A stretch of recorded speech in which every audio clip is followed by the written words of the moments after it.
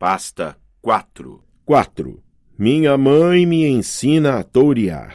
Arrancamos noite adentro por estradas rurais escuras. O vento golpeava o Camaro, a chuva açoitava o para-brisa. Eu não sabia como minha mãe conseguia ver alguma coisa, mas ela mantinha o pé no acelerador. Toda vez que um relâmpago produzia um clarão, eu olhava para Grover sentado ao meu lado no banco de trás e me perguntava se tinha ficado louco ou se ele estava usando algum tipo de calça felpuda. Mas não, o cheiro era o mesmo que eu lembrava das excursões do jardim de infância para o zoológico infantil, lanolina como o de lã, o cheiro de um animal molhado de estábulo. Tudo o que pude dizer foi: "Então você e minha mãe se conhecem?" Os olhos de Grover moveram-se rapidamente para o espelho retrovisor, embora não houvesse carro nenhum atrás de nós. Não exatamente", disse ele. "Quer dizer, nunca nos encontramos pessoalmente, mas ela sabia que eu estava observando você." "Observando? A mim?" "Estava de olho em você, cuidando que estivesse bem, mas eu não estava fingindo ser seu amigo", acrescentou apressadamente. "Eu sou seu amigo." "Ah, o que é você exatamente?" "Isso não importa neste momento." "Não importa? Da cintura para baixo, o meu melhor amigo é um burro." Grover soltou um agudo e gutural. "Bé!" Eu já o tinha ouvido fazer aquele som antes, mas sempre achei que era um riso nervoso. Agora me dava conta de que era mais um berro irritado. "Bode!" exclamou. "O quê?" "Eu sou um bode da cintura para baixo." "Você acaba de dizer que isso não importa." "Bé!" "Alguns sátiros poderiam pisoteá-lo por causa de tamanho insulto." Opa, espere. Sátiros? Você quer dizer como os mitos do Sr. Brunner? Aquelas velhas na banca de frutas eram um mito, Percy. A Sra. Dodds era um mito. Então, você admite que havia uma Sra. Dodds? É claro. Então, por que... Quanto menos você soubesse, menos monstros atrairia, disse Grover, como se aquilo fosse perfeitamente óbvio. Nós pusemos a névoa diante dos olhos humanos. Tínhamos esperança de que você achasse que a benevolente era uma alucinação. Mas não adiantou. Você começou a perceber quem você é. Quem eu... Espere um minuto. O que você quer dizer? O estranho rugido ergueu-se novamente em algum lugar atrás de nós, mais perto do que antes. O que quer que estivesse nos perseguindo ainda estava na nossa cola. "Percy", disse minha mãe, "há muito a explicar e não temos tempo suficiente. Precisamos pôr você em segurança." "Em segurança como? Quem está atrás de mim?" Nada demais", disse Grover, obviamente ainda ofendido com o comentário sobre o burro. "Apenas o Senhor dos Mortos e alguns dos seus asseclas mais sedentos de sangue." "Grover!" "Desculpe, Sra. Jackson. Poderia dirigir mais depressa, por favor?" Tentei envolver minha mente no que estava acontecendo, mas não consegui. Sabia que aquilo não era um sonho.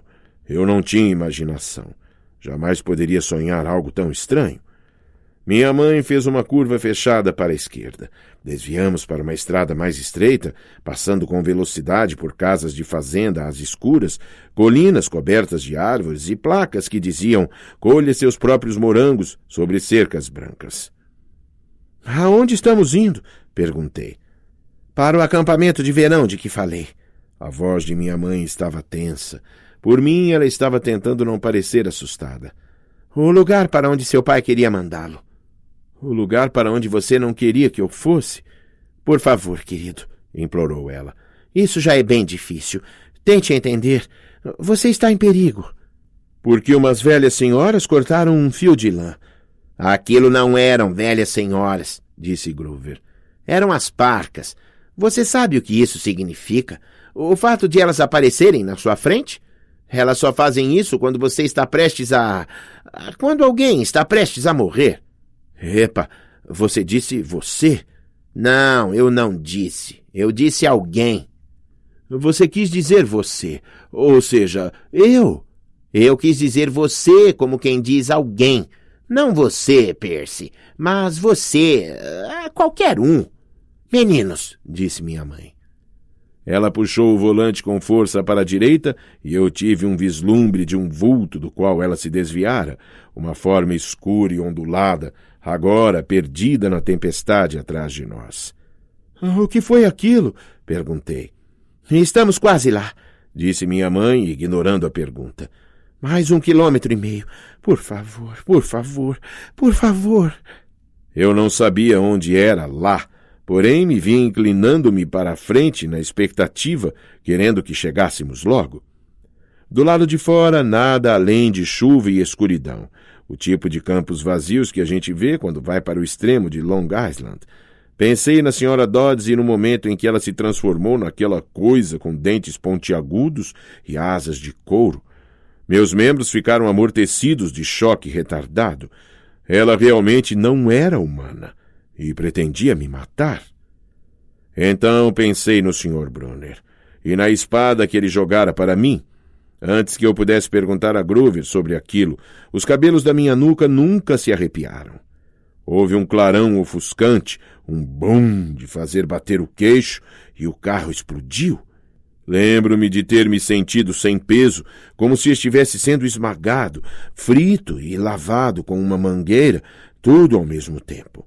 Descolei minha testa do encosto do assento do motorista e disse: "Ai!" "Percy!" gritou minha mãe. "Estou bem."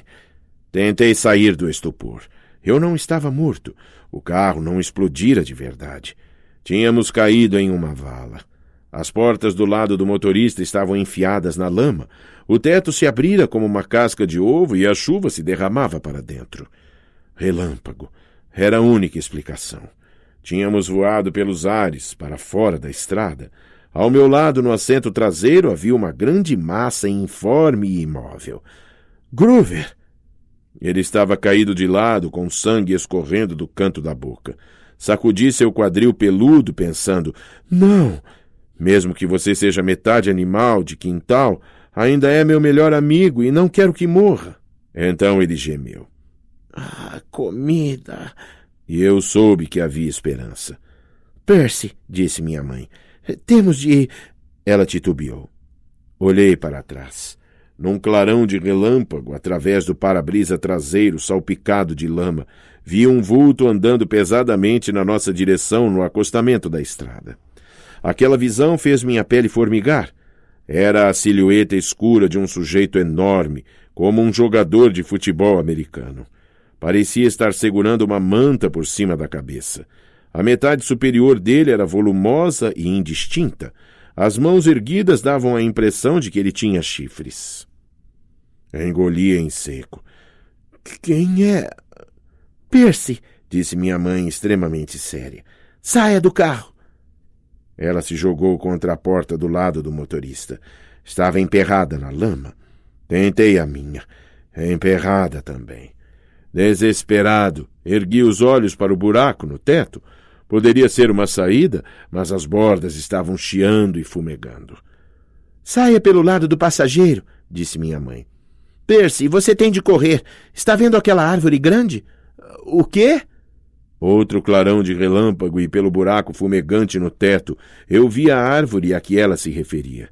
Um enorme pinheiro do tamanho de uma árvore de Natal da Casa Branca, no topo da colina mais próxima. "Aquele é o limite da propriedade", disse minha mãe. "Passe daquela colina e verá uma grande casa de fazenda no fundo do vale. Corra e não olhe para trás. Grite por ajuda. Não pare enquanto não chegar à porta. Mamãe, você também vem." O rosto dela estava pálido, os olhos tristes como quando ela olhava para o oceano. "Não!" gritei. "Você vem comigo. Ajude-me a carregar o Groover." "Comida!" gemeu Groover um pouco mais alto. O homem com a manta na cabeça continuou indo em nossa direção, grunhindo e bufando. Quando ele chegou mais perto, percebi que não podia estar segurando uma manta acima da cabeça, porque as mãos, enormes e carnudas, balançavam ao seu lado. Não havia manta nenhuma. O que queria dizer que a massa volumosa e indistinta, que era grande demais para ser sua cabeça, Era a sua cabeça, e as pontas que pareciam chifres. Ele não nos quer, disse minha mãe. Ele quer você. Além disso, não posso ultrapassar o limite da propriedade. Mas não temos tempo, Percy. Vá, por favor. Então fiquei zangado. Zangado com minha mãe, com Groover, o bode, com a coisa chifruda que se movia pesadamente em nossa direção, de modo lento e calculado como um touro. Passei por cima de Groover e empurrei a porta, que se abria para a chuva. Nós vamos juntos. Venha, mãe. Eu já disse que... Mamãe, eu não vou abandonar você. Ajude aqui com Groover. Não esperei pela resposta dela. Eu me arrastei para fora do carro, puxando Groover comigo. Ele era surpreendentemente leve, mas eu não poderia tê-lo carregado para muito longe se minha mãe não tivesse ido me ajudar. Juntos pusemos os braços de Groover em nossos ombros e começamos a subir a colina aos tropeções, com o capim molhado na altura da cintura. Ao olhar de relance para trás, tive minha primeira visão clara do monstro. Tinha, fácil, mais de 2 metros, e os braços e pernas pareciam algo saído da capa da revista Músculos, bíceps e tríceps saltados e mais um monte de outros seps, todos estufados como bolas de beisebol embaixo de uma pele cheia de veias. Ele não usava roupas, a não ser cuecas, branquíssimas, da marca Fruit of the Loom, o que teria sido engraçado não fosse o fato de a parte superior de seu corpo ser tão assustadora. Pelos marrons e grossos começavam na altura do umbigo e iam ficando mais espessos à medida que chegavam aos ombros. Seu pescoço era uma massa de músculos e pelos que levavam à enorme cabeça, que tinha um focinho tão comprido quanto meu braço, narinas ranhentas com um reluzente anel de bronze, olhos pretos cruéis e chifres, enormes chifres preto e branco, com pontas que você não conseguiria fazer nem num apontador elétrico. Reconheci o monstro muito bem. Tinha sido uma das primeiras histórias que o Sr. Brunner nos contara, mas ele não podia ser real. Pisquei os olhos para desviar a chuva. Aquele é o filho de Pasífae, disse minha mãe. Gostaria de ter sabido antes o quanto desejam matar você. Mas ele é o... Não pronuncie o nome, advertiu ela. Os nomes têm poder. O pinheiro ainda estava longe demais, pelo menos 100 metros colina acima. Dei outra olhada para trás. O homem-touro se curvou por cima do nosso carro, olhando pelas janelas, ou não exatamente olhando. Era mais como farejar, fuçar. Eu não sabia muito bem por que ele se dava esse trabalho, já que estávamos a apenas 15 metros de distância. Comida, gemeu Groover. Shhh, fiz eu. Mamãe, o que ele está fazendo? Não está nos vendo? Sua visão e sua audição são péssimas, disse ela. Ele se orienta pelo cheiro, mas vai perceber onde estamos logo, logo. Como que na deixa, o homem-touro bramiu de raiva. Ele agarrou o Camaro de Gabe pela capota rasgada, o chassis rangia e gemia, ergueu o carro acima da cabeça e atirou na estrada. Aquilo se chocou contra o asfalto molhado e deslizou em meio a um chuveiro de fagulhas por cerca de 500 metros antes de parar. O tanque de gasolina explodiu. Nenhum arranhão, lembrei-me de Gabe dizendo. Ups. Percy, disse minha mãe. Quando ele nos vir, vai atacar. Espere até o último segundo. Depois saia do caminho. Ele não consegue mudar de direção muito bem quando já está atacando. Você entendeu? Como você sabe tudo isso? Estou preocupada com um ataque há muito tempo. Devia ter esperado por isso. Fui egoísta, mantendo você perto de mim. Mantendo-me perto de você? Mas... Outro bramido de raiva, e o homem-touro começou a subir pesadamente a colina. Tinha-nos farejado. O pinheiro estava a apenas mais alguns metros, mas a colina era cada vez mais íngreme e escorregadia, e Groover ficava mais pesado. O homem-touro se aproximava. Mais alguns segundos e estaria em cima de nós. Minha mãe devia estar exausta, mas carregou Groover. Vá, Percy, vá sozinho. Lembre-se do que eu disse. Eu não queria me separar, mas tive a sensação de que ela estava certa. Era a nossa única chance. Pulei para a esquerda, virei-me e vi a criatura avançando em minha direção. Os olhos pretos brilhavam de ódio. Fedia a carne podre. Ele inclinou a cabeça e atacou, aqueles chifres afiados como navalhas apontados diretamente para o meu peito.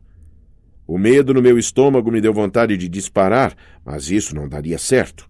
Eu jamais poderia correr mais que aquela coisa. Então fiquei parado e no último momento saltei para o lado. O homem-touro passou por mim a toda como um trem de carga. Depois bramiu de frustração e se virou, mas dessa vez não contra mim, mas contra minha mãe, que estava acomodando Groover sobre a grama. Tínhamos chegado ao topo da colina. Embaixo, do outro lado, pude ver um vale, bem como minha mãe dissera, e as luzes de uma casa de fazenda tremeluzindo amarelas através da chuva. Mas estava a 800 metros de distância. Nunca conseguiríamos chegar lá. O homem-touro roncou, escarvando o chão. Ficou olhando para minha mãe, que recuava lentamente colina abaixo, de volta para a estrada, tentando afastar o monstro de Groover. Corra, Percy, disse ela. Não posso passar daqui. Corra! Mas fiquei lá parado, paralisado de medo, enquanto o monstro a atacava. Ela tentou sair de lado, como me dissera para fazer, mas o monstro tinha aprendido a lição. Jogou a mão para a frente e agarrou-lhe o pescoço quando ela tentou escapar. Ele a ergueu enquanto ela lutava, chutando e dando murros no ar. Mamãe! Então, com um rugido furioso, o monstro fechou os punhos em volta do pescoço da minha mãe e ela se dissolveu diante dos meus olhos, fundindo-se em luz, uma forma dourada tremeluzente como uma projeção holográfica. Um clarão ofuscante e ela simplesmente se foi. Não! A raiva substituiu o medo. Uma nova força ardeu em meus membros, a mesma onda de energia que me veio quando a senhora Dodds mostrou as garras. O homem-touro foi na direção de Groover, que estava deitado na grama, indefeso. O monstro se curvou, fungando meu melhor amigo, como se estivesse prestes a erguê-lo dali e fazê-lo se dissolver também. Eu não podia permitir aquilo. Tirei minha capa de chuva vermelha. Ei! Gritei, agitando a capa e correndo para um lado do monstro. Ei, estúpido! Monte de carne moída!